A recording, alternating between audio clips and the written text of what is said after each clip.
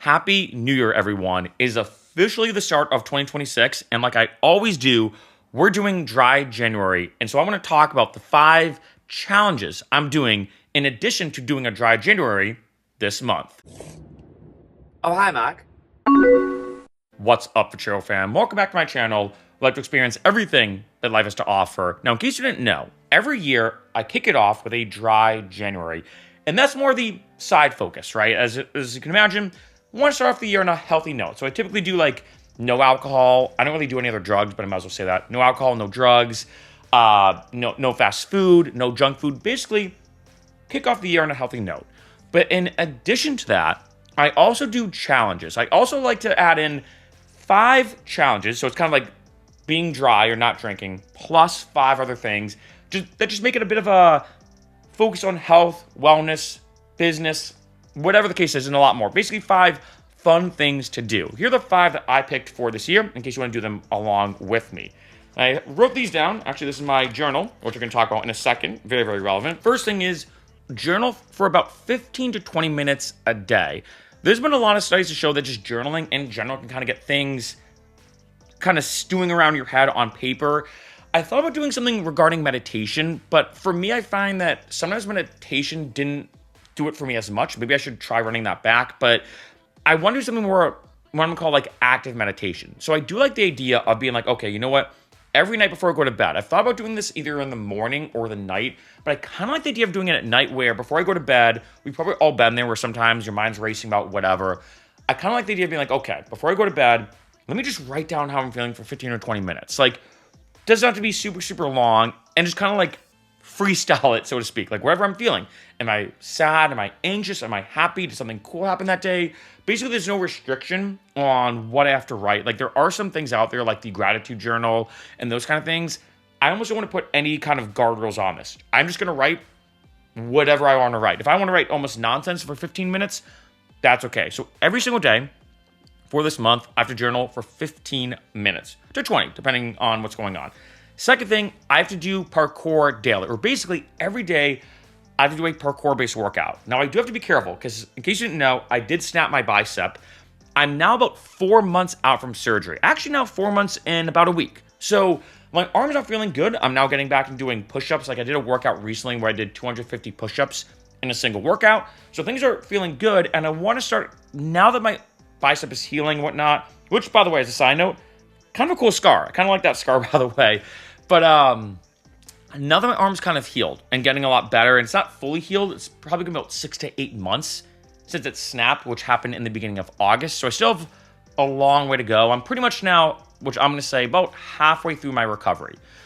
But now that I can start doing some stuff, I want to do every single day some type of workout that's based within parkour, tricking, calisthenics, all that kind of typical stuff I do. Because before I set my bicep, I was doing parkour. You know, I was training at a parkour gym. In addition, one kind of side note with this is I do want to listen to my body. So let's say my arm's hurting and I did like an arm workout and it's just not feeling it. I have to work on then legs, do something leg-based. Or maybe one workout is me just working on balance. That's the whole workout is balance. Maybe it's stretching that relates to doing flips and acrobatics, right? But basically every day I have to do at least one workout that's related in some way, shape, or form to parkour, calisthenics, and more. And once a week, I have to go to parkour gym. There's a parkour gym here that just opened. I think it was like last year. It's called free running. It's FR3 running. They have one in Culver City, in case you're in LA as well. One in Culver City, one in Glendale. I think the Culver City one I heard was a bit bigger. I've gone there before. Ironically, I went there right before my bicep snapped. So at least I got in like one good last parkour workout. But I'm gonna have to go there once a week. And again, I have to listen to my body. I have to be very careful. I'm still in active recovery with my bicep, but I think it's a good step in the right direction. The third thing, and this is gonna be a fun one. I'm actually really excited for this one. I have to send 5 extremely, and I stress the word extremely, bold emails every day. What that means is every day, I have to pick 5 businesses, people, organizations, whatever the case is, and reach out to them. Basically, Hail Marys. I'm gonna maybe email some companies saying, hey, kind of random, but if you ever need music for your commercial, you know, because in case you know, I'm a DJ music producer as well. I also do a little acting. Maybe I reach out to, I don't know, I know Severance is filming this year. Maybe I try getting contact information from Severance and see if I can become an extra on Severance, right? So these are like crazy 1 in a million chances. But the way I look at it is like, hey, 5 emails a day, 31 days, that will equal 155 emails. You never know. Maybe one of those emails happens to reach the right person, and it could be a big opportunity, whether it's me with music, maybe with acting, maybe I happen to do stunt work. I do have to be a little careful with the arm. Maybe it's me doing some kind of brand deal. I mean, you never know. But I think every day for this entire month, I have to send 5 bold. Like, I mean, crazy. Like, why would you, like, you really think they're going to respond to you? Like, that kind of crazy level? You never know, right? The worst that happens is I send 155 emails. No one gets back to me. But at least I did it, right? At least I shot my shot, so to speak. The fourth thing is I want to do what I'm going to call a morning walk meditation. What I mean is sometimes, and I've noticed this, I've tried doing the thing, Andrew Huberman's talked about this, where I go out every morning and I have to go for a walk. And I'm not going to lie, sometimes I do it, sometimes I don't. But I think this month, what I'm going to do is, one, force myself that right when I wake up, I typically do a cold shower, in case you didn't know. Then I go for a walk. I want to make it a point where I have to do that every morning. Because sometimes I'm like, I don't feel like walking. I have to walk for at least 5 or 10 minutes. Back in the day, sometimes I'd only do it for a couple. I want it to be like a good amount. So like 5 or 10, maybe even 15. And what I want to do is visualize. So I want to almost, go for a walk and kind of combine that with being like, maybe if I talk out loud, might sound a bit weird, but, or under my breath and say something like, I make really, really good music. I make really good videos. Like, and try to basically do a walk and talk session. Let me just say it like that, where every morning I do this, getting sunlight in my eyes, which is really good for circadian rhythm and mental health. And I think it'd be kind of interesting to see, because I've done waking up and doing, visualization before and affirmations. I've also done waking up and doing some walking. But I remember reading somewhere that I think doing something active while also doing affirmations might be a really cool approach. Then last but definitely not least, number 5, the 17-second rule. This is an interesting one to kind of finish it off with. And I will say, in case you didn't know, I have a rubber band on my arm.